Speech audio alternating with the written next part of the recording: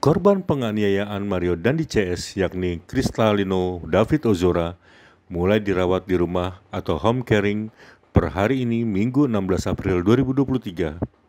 Dokter spesialis saraf Rumah Sakit Mayapada Kuningan, Dr. Yeremia Tatang mengatakan kondisi David Ozora sudah mulai memperlihatkan kemajuan.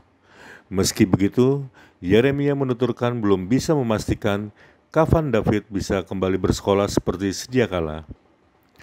Menurut Yeremia, proses pemulihan saat seseorang terkena cedera otak cenderung berbeda tiap individu. Dia masih akan menjalani proses fisioterapi berkala. Jadi kurang lebih itu kita sudah bikin program dia fisioterapi berkala kurang lebih 3 sampai 5 kali seminggu. Dia akan menjalani fisioterapi fisik atau terapi fisik di sini 1 bulan ke depan. Dan juga kita akan memberikan dia latihan memori dan juga latihan kognisi dan juga cognitive behavioral therapy. Jadi kita akan benar-benar memantau yang namanya kita takut namanya ada PTSD atau kejadian yang traumatik pasca trauma.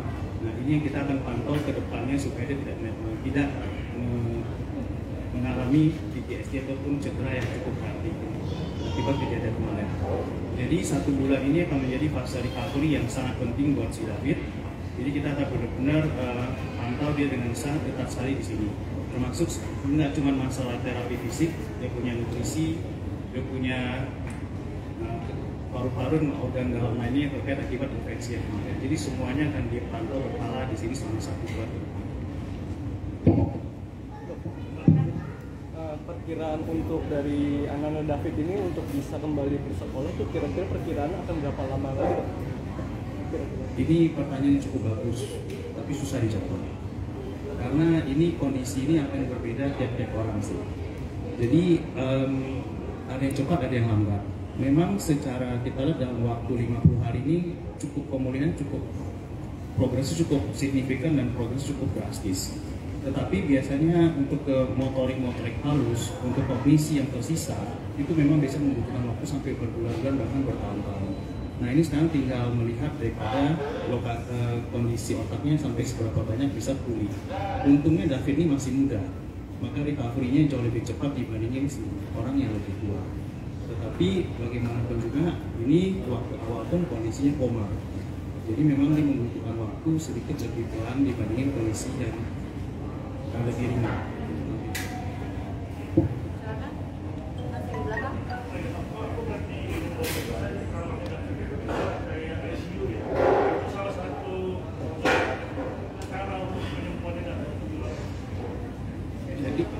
Jadi kenapa kita kunci David di HCU? Karena sewaktu pertama sekali itu kita memasang selang tracheostomi. Jadi ada lubang nafas yang kita bikin di daerah sini. Kalau dia terlalu banyak ketemu orang, maka resiko infeksinya akan menjadi lebih berat. Sedangkan waktu dia datang itu kondisinya sangat berat sekali, infeksi cukup berat dan kuman di dalam darah sudah sangat berat sekali. Jadi kalau kita expose dia kepada tamu yang berkunjung, itu akan membuat infeksinya akan makin berat. Dan selama kita taruh dia di intensive room, di high care unit, itu kita pantau 24 jam. Jadi kondisi demam sekecil apapun, naik suhu 0,1 derajat pun itu lebih ketahuan. Dan proses latihan fisiknya dia itu sangat intensif di ruang high care dengan rasio perawat 1:1.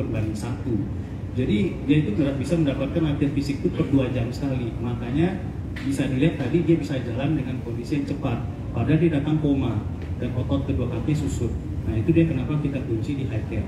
Kalau kita taruh di ruang biasa pasti tamu akan banyak datang dan akibatnya resiko infeksinya akan makin lebih besar.